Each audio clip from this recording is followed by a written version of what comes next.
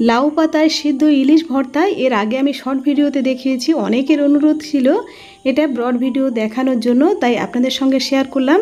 ভীষণ টেস্টি এই রেসিপিটা। আর আমরা এই যে বিভিন্ন রকম ভিডিও আপনাদের সঙ্গে শেয়ার করি, এর পিছনে অনেক রকম সমস্যাও হয়ে থাকে, কিন্তু আপনাদের এই কমেন্টের জন্য আমরা সেই সমস্যার সমাধান করেও সেটা উপস্থাপন করি। সেই রকম ঘটনা আজকেরও ঘটেছে, ভিডিও চলাকালীন আপনাদের সঙ্গে শেয়ার করব।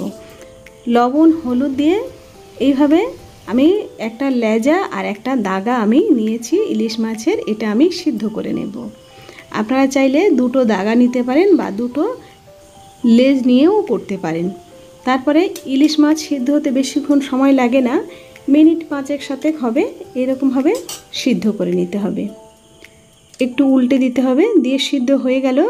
তারপরে জল থেকে তুলে একটু ঠান্ডা হয়ে গেলে তারপরে ইলিশ মাছের কাঁটাটা বেছে নেওয়ার পালা। এটা একটু কঠিন কাজ, কিন্তু মাছ খাওয়ার সময় খেতে খেতে আমরা কিন্তু কাঁটা অলরেডি বেছে খাই, কিন্তু সেটা আগে থেকে বেছে নিতে হয়, এই জন্য একটু কঠিন হয়ে যায়। তা খাওয়ার সময় কিন্তু এই যে কাঁটা বাছা থাকে, খাওয়ার সময় কিন্তু ভীষণ মজা লাগে, তাই একটু আগে থেকে বেছে নিতে হবে। আর এটা ভীষণ টেস্টি হয়।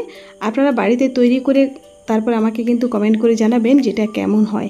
আর কোন ক্লিপটা মানে আমি ক্যামেরা চালু করিনি, অথচ সেটা মানে আমি অলরেডি রেসিপিটা তৈরি করে ফেলেছিলাম, তারপর এডিট করতে গিয়ে দেখলাম যে আপনাদের সঙ্গে শেয়ার করা যাবে না, তাই আবার লাউ পাতা নিয়ে তারপরে আবার ইলিশ মাছ দিয়ে একই রকম সেই ক্লিপটা তৈরি করে আপনাদের সঙ্গে শেয়ার করছি।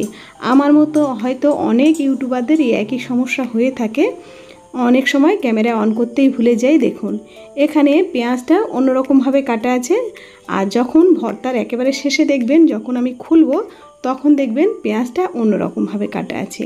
কেন হলো এটা বুঝতেই পারবেন।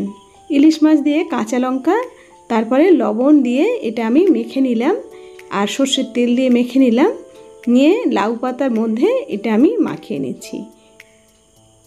এই ক্লিপটা কিন্তু আমার মানে অন করতে ভুলে গেছিলাম, সেই ক্লিপটা আবার আমি অ্যাড করে আপনাদের সঙ্গে শেয়ার করছি।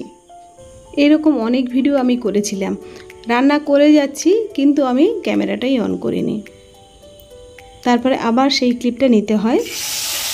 কড়াই গরম হয়ে গেলে কড়াইয়ের মধ্যে সর্ষের তেল দিয়ে যে মুখটা মুড়ে দিয়েছি সেই মুখটা দিয়ে দেবো কড়াইয়ের দিকে, দিয়ে উলট পালট করে এভাবে দুবার দুপিঠটা এভাবে ভাপিয়ে নিতে হবে, মানে তেলের উপরে সিদ্ধ করে নিতে হবে। পাতাটা এমনভাবে সিদ্ধ হবে বা ভাজা হবে সেটা মানে খাওয়া যাবে বা এর সঙ্গে মাখানো যাবে, এরকমভাবে দুপিঠটা হয়ে যাবে। আমি ঢাকা দিয়ে দিয়ে দুপিঠটা উল্টে দিলাম। দেখুন হয়ে গেছে। এটা 5 থেকে 7 মিনিট সময় লাগে, বেশিক্ষণ লাগে না। এবারে এটা মাখার সময় আপনারা পেঁয়াজটা দেখবেন দুরকমভাবে। কেন বললাম ক্লিপটা শেয়ার করতে পারিনি, দেখুন এই যে গরম আছে এখন, এই যে এটা করেছি, এটা লম্বা করে পেঁয়াজটা কাটা আছে। আপনারা লম্বা করে কাটতে পারেন, ছোট করে কাটতে পারেন। দেখুন লম্বা করে কাটা আছে। আর আগে যে ক্লিপটা দেখলেন মাখাচ্ছি মাছের সঙ্গে, ওটা ছোট করে কাটা আছে, চৌকো করে কাটা আছে। এই যে গন্ডগোলটা হয়ে গেছিলো সেই জন্য আমি এটা শেয়ার করতে পারিনি, তাই আবার সেটা ক্লিপটা তৈরি করে আপনাদের সঙ্গে শেয়ার করছি। দেখুন সিদ্ধ একেবারেই হয়ে গেছে। আর শুকনো লঙ্কা যখন মেরে নেবেন তখন একটু লবণ নিয়ে তারপরে শুকনো লঙ্কার সঙ্গে মেরে নেবেন। সুন্দর করে এভাবে শুকনো লঙ্কাটা নিয়ে নেব। আর এই ঝালটা আপনারা দুটো নিতে পারেন লঙ্কা, আর কাঁচা লঙ্কা যেহেতু আছে সেই রকমভাবে বুঝে শুনে আপনারা শুকনো লঙ্কাটা ব্যবহার করবেন। আর এখানে লাউ পাতাটা কিন্তু এর সঙ্গেই মাখিয়ে নিতে হবে, তাহলে খুব সুন্দর ফ্লেভার আসবে। লাউ পাতার একটা আলাদা গন্ধ আছে, এর সঙ্গে মিশে গিয়ে খুব ভালো লাগবে।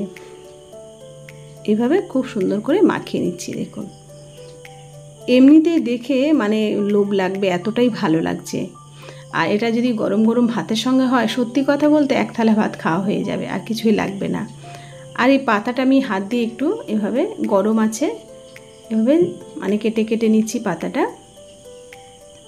আপনারা চাইলে পাতাটা বাদ দিয়েও করতে পারেন, তাও ভালো লাগবে। দেখুন এইভাবে মাখিয়ে নিলাম। তারপরে কিন্তু কাঁচা সর্ষের তেল দিতে হবে। আমার ছেলে আমার হাতে তেল দিয়ে দিচ্ছি, দেখুন কতটা পরিমাণ তেল দিয়ে দিল। আবার তেলটা কিছুটা রেখে দিলাম, দিয়ে তারপরে সেই হাত দিয়ে মাখিয়ে নিলাম।